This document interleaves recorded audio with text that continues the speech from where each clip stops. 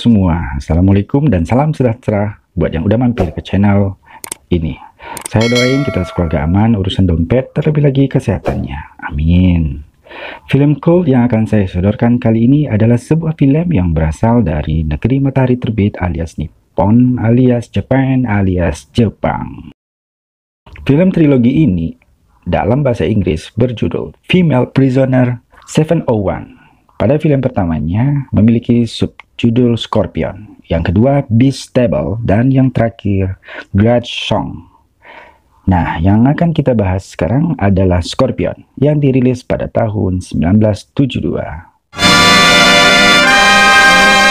Cerita bermula dengan adegan dua orang tahanan wanita yang sedang lari dari penjara, yaitu Matsu dan Yuki. Mereka dikejar oleh para sipir yang bersenjata beserta seekor anjing herder. Saat berlari di padang rumput dekat rawa, Yuki jatuh terduduk.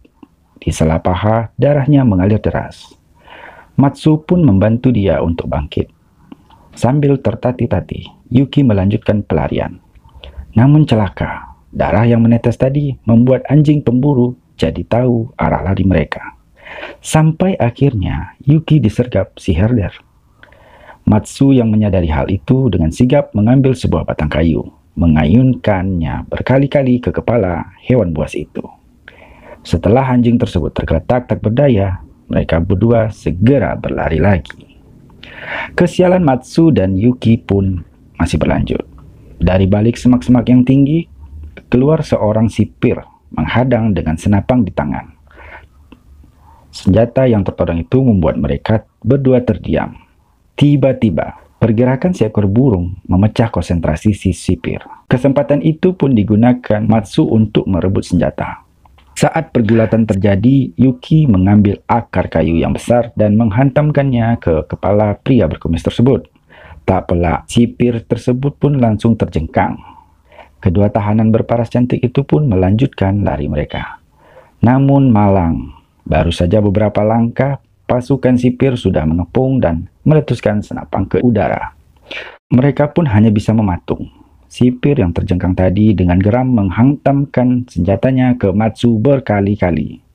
Walaupun dalam keadaan jatuh di tanah dan diinjak, tetapi sorot tajam mata Matsu menandakan ia menolak untuk menyerah.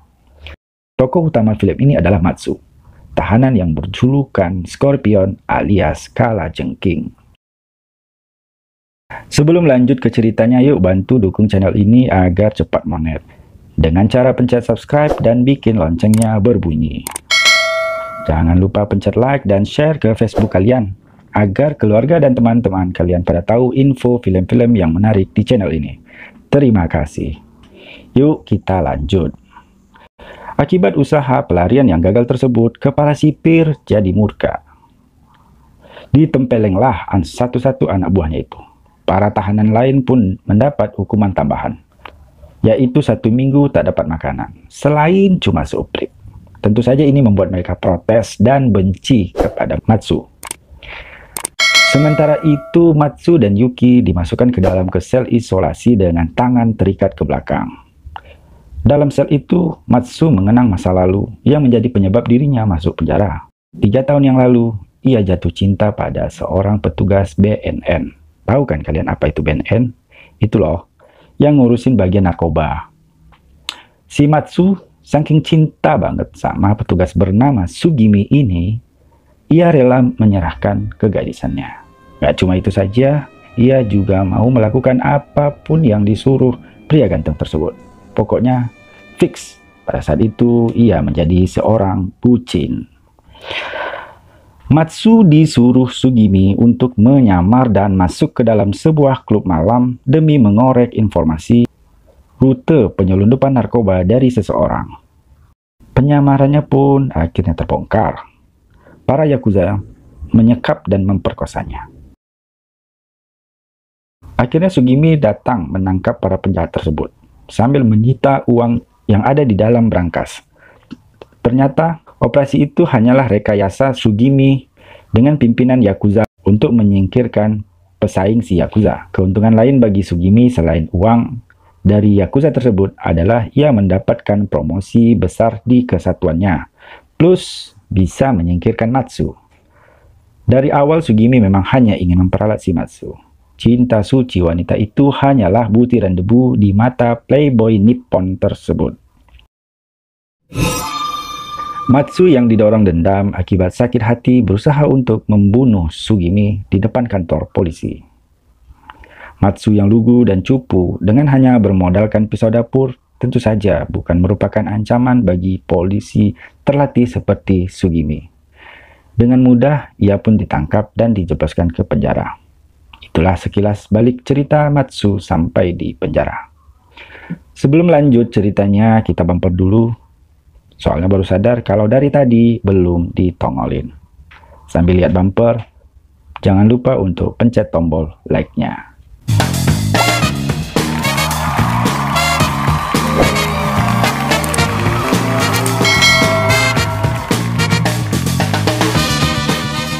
Oke, lanjut lagi.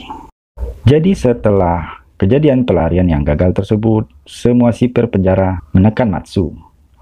Dan ia pun jadi musuh bersama bagi para tahanan lain. Namun walaupun jadi target hampir semua orang di sana, masih ada 1-2 orang tahanan yang peduli sama dia.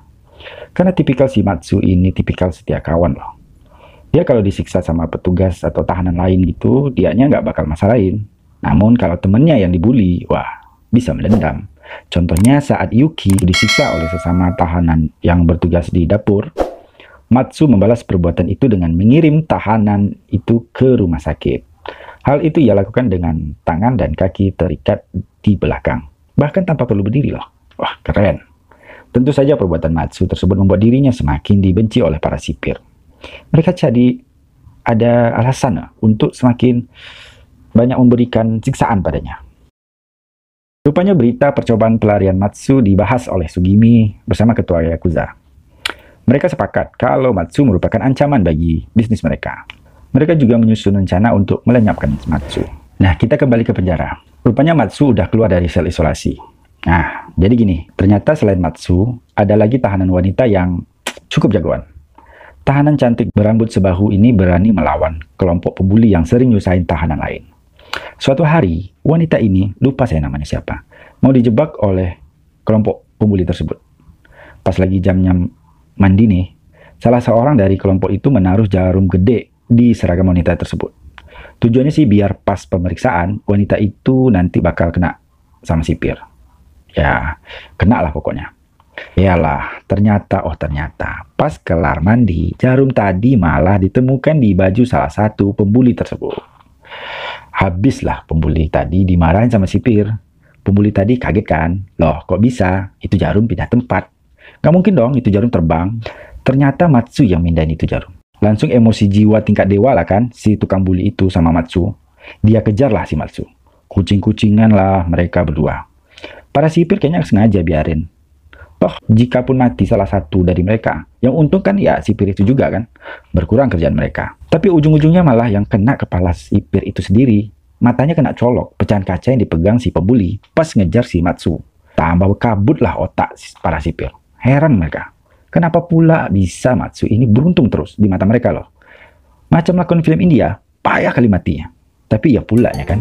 Ini kan film. Kalau Matsu mati, cepat pula selesai film ini. Kan dia lakonnya. Masih ingat nggak sama Sugimi dan ketua Yakuza yang merencanakan sesuatu untuk ngabisin si Matsu? Nah, ternyata si Sugimi nyuruh salah satu tahanan di sana buat bunuh si Matsu. Namanya Katagiri. Singkat cerita, terjadilah huru-hara di penjara. Kesempatan itu digunakan Katagiri untuk menembak Matsu. Pakai senapang loh, bukan pakai rayuan. Tapi Zong juga. Malah Yuki yang kena. Tapi Yuki sebelum pingsan, dia sempat ngasih tahu ke Matsu kalau Katagiri pelakunya. Saat Matsu dan Yuki diamankan sama sipir yang berada di luar gedung, Katagiri dan para tahanan lainnya itu ternyata masuk ke sebuah gudang penyimpanan sambil menyandera beberapa orang sipir. Dia lalu memprovokasi para tahanan lain untuk membuat daftar permintaan yang harus dipenuhi sama sipir-sipir di luar. Salah satunya mengirim Matsu ke gudang. Katagiri ini mau menyetir para tahanan lain untuk menyiksa si Matsu sampai mati. Jadi terdengar seperti rencana yang sempurna kan? Karena kan para tahanan lain juga banyak yang benci Matsu. Malah jadi masalah. Karena si Matsu nggak mati-mati. Pening kali lah otak Katagiri itu. Sampai nggak sabar dia.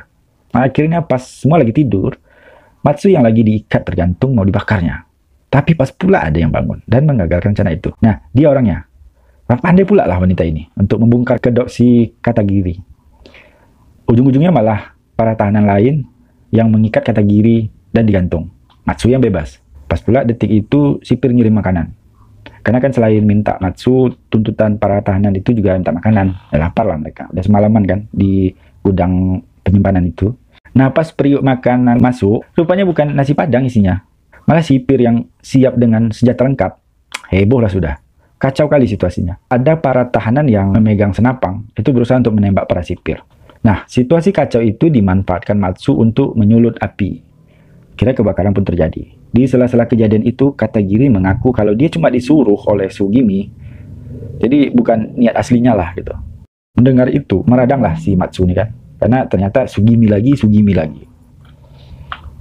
Singkat cerita, kekacauan di penjara jadi kesempatan terbuka untuk Matsu buat kabur lagi.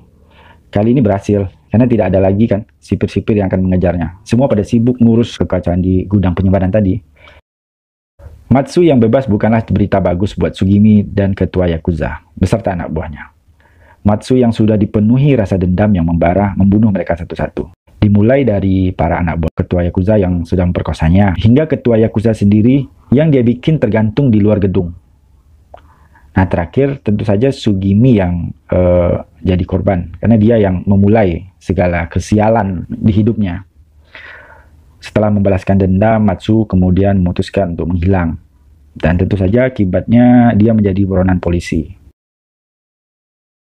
Nah, cerita pelarian Matsu ini berlanjut pada film keduanya yang bersubjudul Beastable. Nanti ya kita lanjutin di video lain aja. Sementara itu, bantu dukung channel ini biar cepat monet dengan sebar-sebarin video ini di media sosial kalian. Pencet like dan subscribe biar nggak ketinggalan video-video alur cerita film menarik lainnya dari kami. Bunyikan loncengnya biar dapat notif agar kalian jadi orang pertama yang menonton ketika kami merilis video kami yang baru. Wassalamualaikum, salam sejahtera dan terima kasih.